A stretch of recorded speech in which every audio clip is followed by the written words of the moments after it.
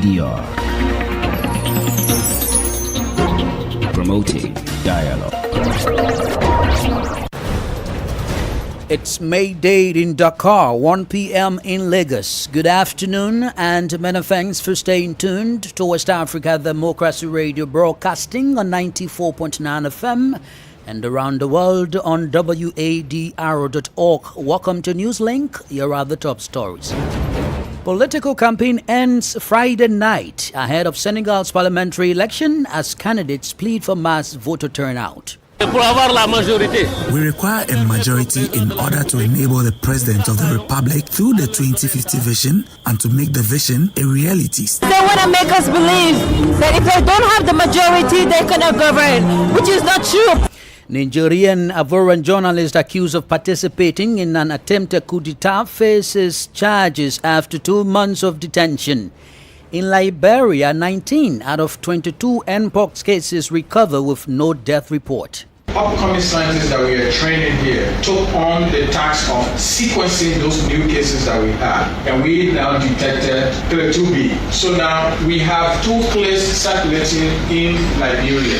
And Nigeria's FEC approves over $28.5 billion budget proposal for 2025. Please stay tuned for details of these stories and more. Here is Augustine Coley with Newslink. Madam, thanks for joining us and welcome to our listeners in the Gambia, Ghana, Liberia and Sierra Leone. Let's begin right here in Senegal as the country readies for the legislative polls on Sunday, November 17. The campaign trails from political parties and coalitions continue to intensify with an appeal to voters to massively come out and vote their preferred parties as the majority side. In a charged political atmosphere on the principal streets of Medina, another constituency in Senegal, the Pastef's candidate, OSIWA, called on electorates to vote his side and win the majority in order to support President Bassirou Diomaye Faye govern the country to the apex of socio-economic development and sovereignty under the Senegal 2050 transformative agenda. Christopher Aticho brings us a wrap-up of Thursday's rally at Medina. The election fever and the campaign is definitely getting much more intense, and right here in Medina, one of the constituencies that will be going to the polls on November 17 to elect for the country 165 House of Representatives is this very spot. And of course, their representative, who is their candidate for the Pastef party, is Ousmane Oli. Behind me is a charged party faithfuls and citizens who are here to listen to Ousmane Oli, who is representing the Pastef party in the constituency of Medina right here in Senegal here. Pour avoir la majorité et permettre au président de la République qui a donné. We require a majority in order to enable the President of the Republic, who provided guidance for Senegal's development through the 2050 vision and to make the vision a reality starting in 2025. Hence, we are striving to win the majority in the elections. There are bills that are essentially already written and prepared to be presented to the National Assembly. These bills will enable Senegal's development and the implementation of the reforms that were developed during the justice and economic meetings of the current republic. De mettre en œuvre les réformes qui ont été formulées. While the atmosphere remains charged for Pastef in part of Medina, another side has been battling with chants for Samsa Kado.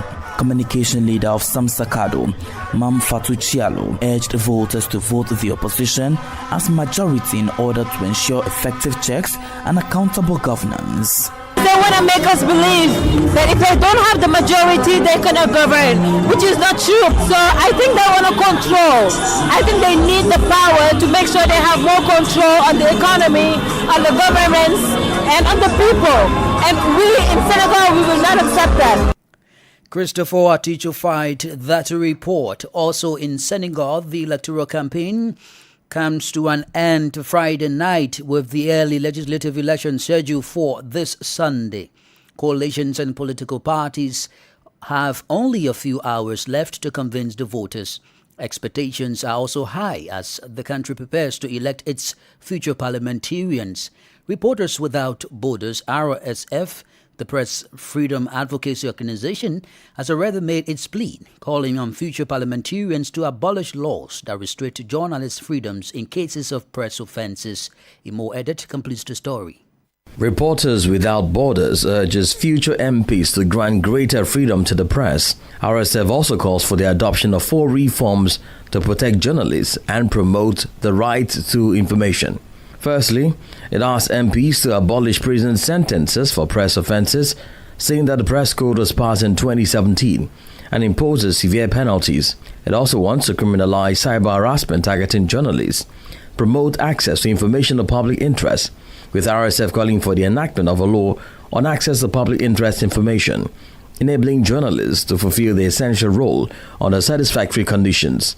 They further want to ensure greater transparency in media ownership and funding, which includes prohibiting prominent public figures from being majority shareholders in media outlets. RSF emphasizes the importance of restoring full press freedom in the country. In a report published last June, RSF made around 30 recommendations to protect journalists, promote media pluralism, and combat misinformation. RSF also highlighted the current challenges facing the Senegalese press, including the summoning of journalists, economic difficulties, and the lack of dialogue between the government and the media. Imo Edit with that report.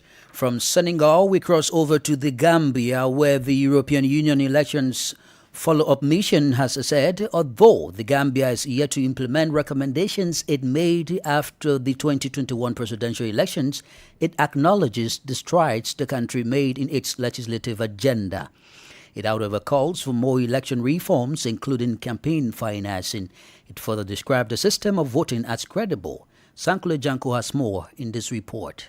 During a press conference held on Thursday, the chief of the mission, Nobara Nosha, said while none of the recommendations the EU Election Observer Mission made has yet been implemented in full, it notes positive legal instruments on the legislative agenda, which, if enacted and enforced, the mission believes could represent progress in the advancement of the rights of political participation. In addition to the draft Constitution and Electoral Reforms Bill, these include the Personal Data Protection and Privacy Bill 2024.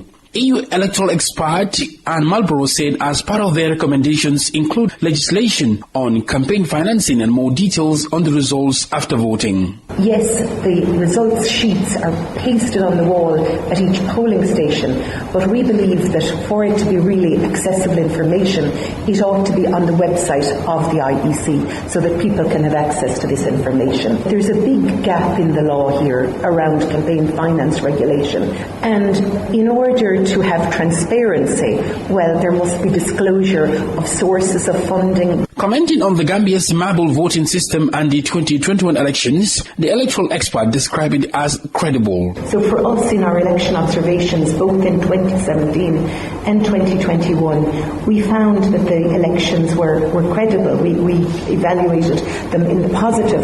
So we certainly didn't find that the voting system in any way compromised the election. So we don't have any recommendation which addresses whether it should be the marbles, the ballot token, or the ballot paper. The Gambia is set to go to the polls in 2026, and the EU is hoping that the country would have enacted some of the reform laws on election by then. For Newslink on West Africa Democracy Radio, I'm Sankule Janko reporting from Banjul. More stories coming up on West Africa Democracy Radio. Newslink continues. Now, the case involving Mauritania's former President Mohamed Ould Abdel Aziz has been suspended following an appeal filed by his attorneys. This decision was made shortly after the Court of Appeal began hearings on the matter on Tuesday, November 18 this year. Though in the hearing at the Criminal Chamber of the Court of Appeal, the defense highlighted certain articles of the anti-corruption law that had been referenced by the judges when convicting the former president. The lawyers for Abdul Aziz argued that the articles in question apply only to civil servants and cannot be used against a head of state, thus deeming them unconstitutional. They also referenced Article 93 of the Constitution, which states that only the High Court of Justice has the authority to judge the President of the Republic. Based on these arguments, the Court of Appeal suspended the proceedings, allowing the Constitutional Council to review the issue. The Constitutional Council is expected to render its decision within 30 days. As a reminder, in 2023, Mohamed Ul Abdel Aziz was tried alongside a dozen other individuals for various charges, including illicit enrichment. At the time of his indictment in March 2021, he was alleged to have amassed assets and capital amounting to around 67 million euros. Now to the Sahel region, where Nigerian Ivorian journalist Serge Maturin Adu has been charged after 2 months of being detained after his arrest. Arrested in Niger, where he works, he is accused of being involved in an attempted coup d'etat in neighboring Burkina Faso. Alpha Abubakar prepared this report, which is voiced by Abdullahi Hassan. Presented to the public prosecutor last Monday, the Nigerian Ivorian journalist Serge Maturin Adu was charged and placed in custody. He's been held in the civil prison of Briningori, about 100 kilometers from the capital, Niamey.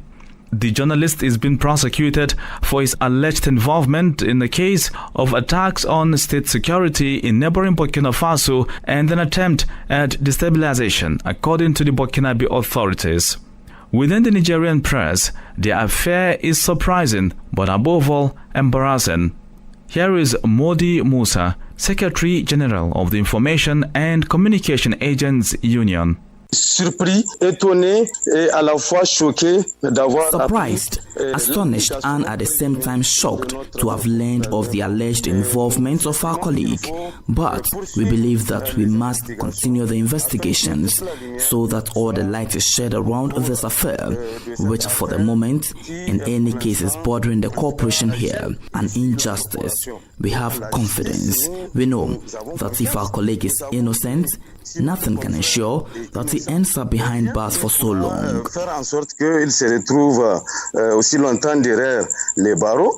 Arrested in Niamey 2 months ago, the journalist's family and friends had not heard from him since. At a press conference on Thursday, the Ivorian consul in Niamey reassured about his state of health. He was able to meet his wife and children in the premises of the Judicial Police of Niger. Abdullahi Hassan reporting there. In Benin, former Director General of Police Philip Hundegon is currently in custody. He was arrested on the evening of Wednesday and placed in custody by the Special Prosecutor of the Court for the Repression of Economic Offences and Terrorism. He has been prosecuted for alleged incitement to rebellion and electronic harassment. Philip served as the head of the National Police under former head of state Boni Yayi, who is Patrice Talon's predecessor. His arrest follows a series of media statements in which he made proposals deemed biased. The former police director also denied supporting the reform aimed at merging the National Police with the Gendarmerie. For several months, he has regularly criticized Patrice Talon's democratic governance in the media and on social networks. He will now have to await the continuation of the investigation into his case while in prison. Now to the Republic of Guinea, where the Union of Press Professionals met with the United Nations mission present in the country to assess the process of returning to constitutional order. The closure of certain private media, the legal proceedings brought against journalists critical of the junta, and the disappearance of the leaders of the FNDC were at the center of discussions with the UN mission. Here is General Alpha Ibrahim Ambadi's report, voiced by H.A. Atisu. After the political actors, civil society groups and members of the government, it was a turn of the Union of Press Professionals to be received by the UN mission in charge of evaluating the process of returning to constitutional order. In front of the UN emissaries, the Secretary General of the SPPG, Sekou Jamal Pendesa, explained the problems suffered by the Guinean journalists and media. In a memorandum they submitted to the UN mission, the SPPG urged the UN to fight for the reopening of the closed media and the release of the FNDC leaders. The mission of the UN envoys in Conakry ends on November 15, where they undertake to produce a report on the situation in Guinea for the attention of the Secretary General of the United Nations. That was General Alpha Ibrahim Ambadi's report, voiced by H.A. Atisu. You are listening to Newslink on West Africa Democracy Radio, broadcasting from Dakar, Senegal. Here is a reminder of the top stories. Political campaign ends Friday midnight ahead of Senegal's parliamentary elections as candidates plead for mass voter turnout. Nigerian Ivorian journalist accused of participating in an attempted coup d'etat faces charges after 2 months of detention. Nigeria's FEC approves over $28.5 billion budget proposal for 2025. Still ahead, in Liberia, 19 out of 22 Mpox cases recover with no death report. We also have the guest interview and the sports news. Please stay with us. Fresh and breaking news all the time. Hear it first as the news breaks, only on West Africa Democracy Radio. Newslink continues. Many thanks for staying with us. Crossing over to Nigeria, where the Federal Executive Council, led by President Bola Tinubu, has approved a proposed budget of 47.9 trillion naira, equivalent to $28.5 billion for 2025.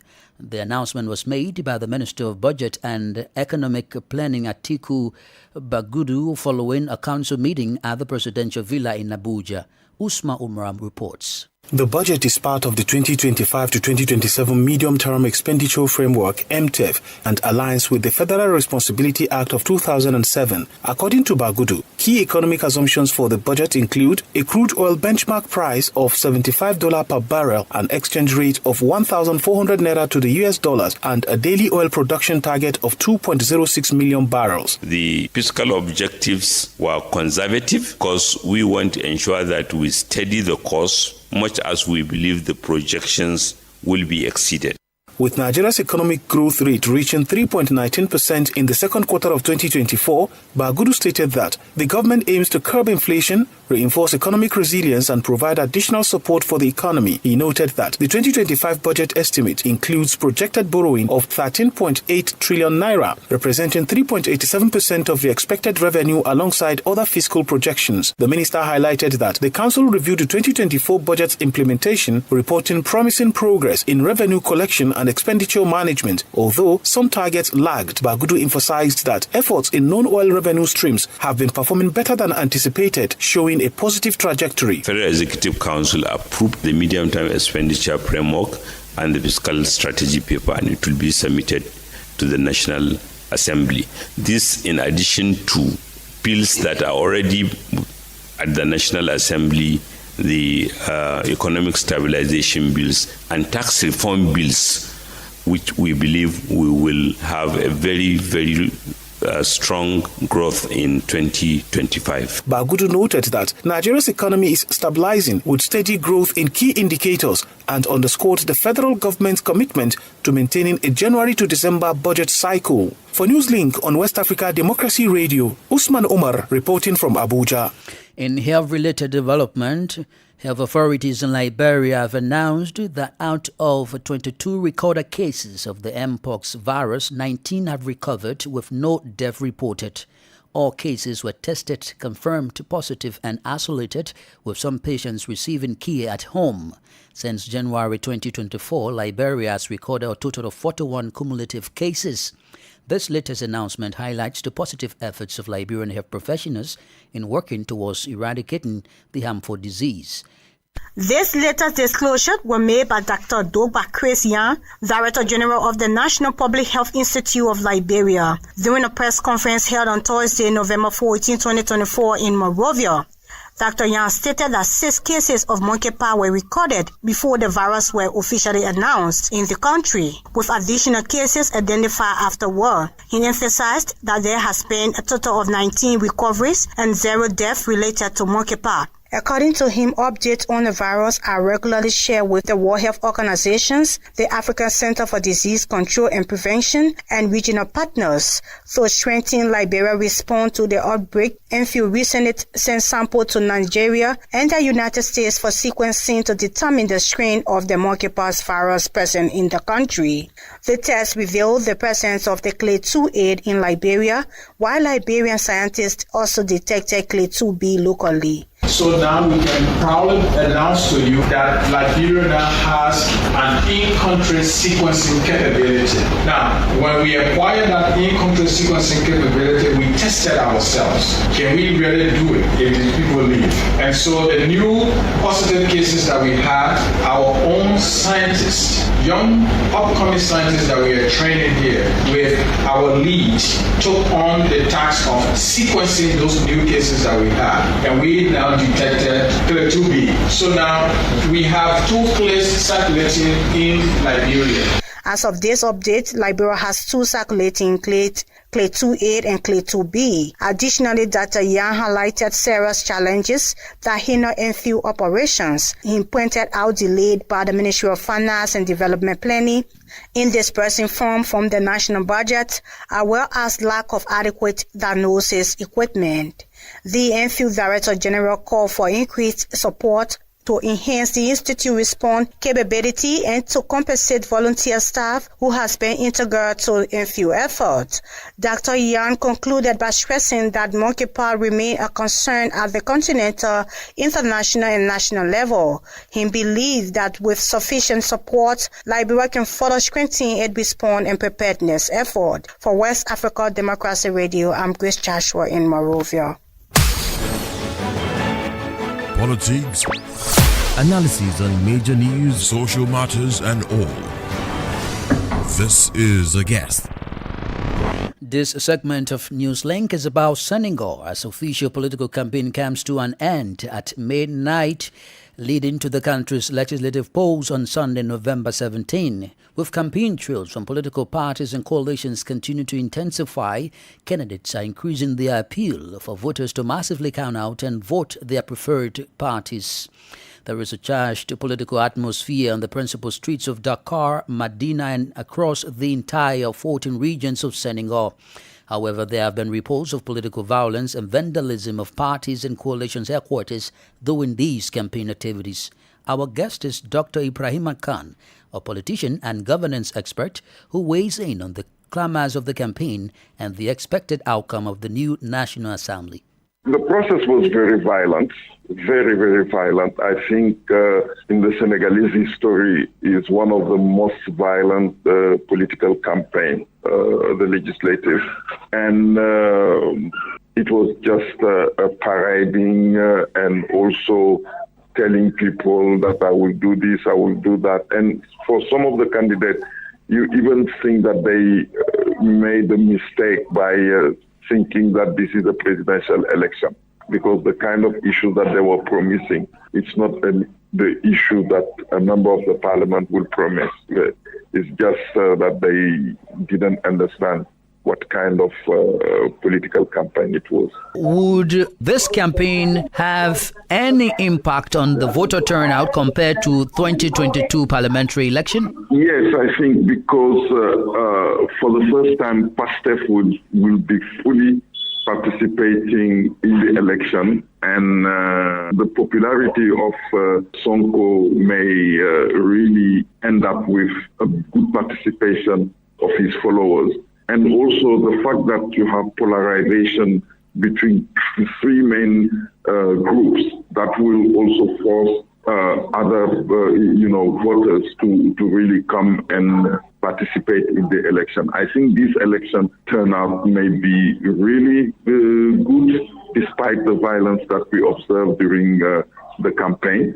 At least in my view, we will have 55-70% of the people voting to this election. It will be very good because for the first time, it will be free and fair, in my view. What do you mean? For the first time, it will be free and fair? No, for the first time, because in the past, the ruling party used to, to control all the processes, used to really make it hard for other political parties to really occupy the scene and to really participate. But this time, as you see, nobody contested the list of voters, nobody contested any process of the election.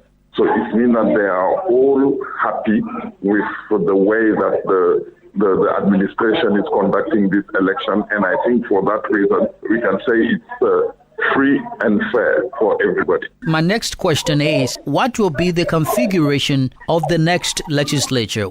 For sure, Sonko and PASTEF will have the majority. But the problem is, which type of majority? Are they going to have the 3/4 of the members of the parliament, in which case they will really control everything in the country? They can even change the constitution. Or are they going to have just a simple majority?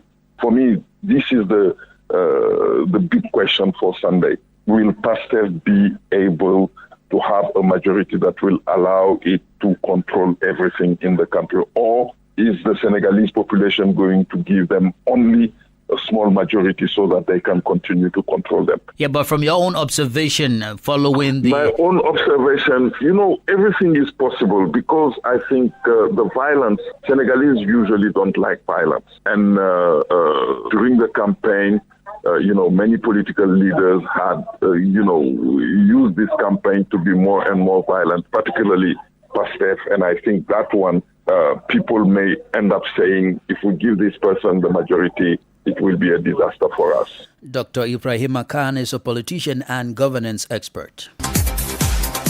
Here is Sankule Janko with sports.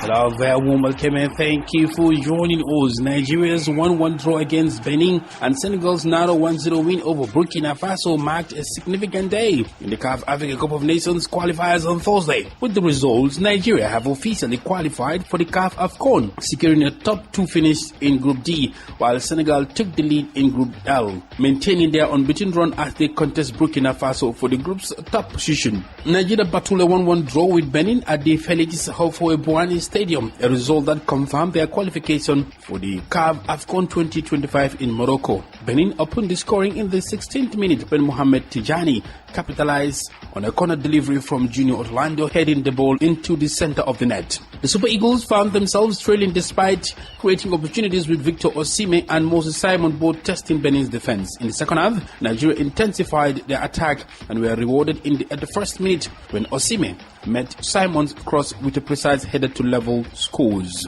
Nigeria's qualification for CAF marks a relief for fans and sets a stage for their preparations for the tournament. Benin, meanwhile, remains in contention but will need positive results in their final game to have any chance of progressing. Meanwhile, Senegal take top spot in Group L with win over Burkina Faso, a closely contested encounter at the start of the 26th March. Senegal clinched a 1-0 victory over Burkina Faso, cementing their lead in Group L.